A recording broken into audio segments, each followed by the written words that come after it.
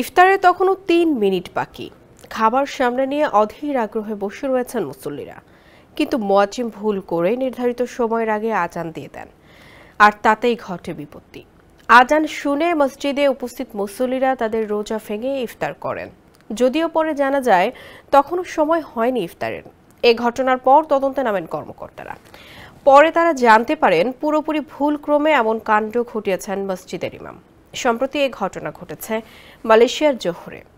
ওই দিন নির্ধারিত সময়ের আগে যারা ইফতার করেছিলেন তাদের সবার রোজাই বাতিল হয়ে গেছে বলে জানিয়েছেন স্টেট ইসলামিক রিলিজিয়াস অ্যাফেয়ার্স কমিটির চেয়ারম্যান মোহাম্মদ ফরিদ মোহাম্মদ খালিদ।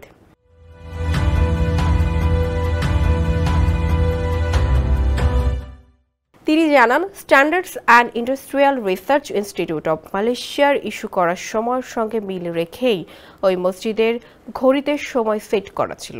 তবে সামান্য একটু ভুলের কারণে এমনটা হয়েছে। এখন সময়ের আগে ইফতার করা ব্যক্তিদের নতুন করে রোজা রাখতে হবে বলেও জানিয়েছেন মোহাম্মদ খালিদ। ভবিষ্যতে যেন এ ঘটনার পুনরাবৃত্তি না হয় সেদিকেও খেয়াল রাখতে বলেছেন তিনি।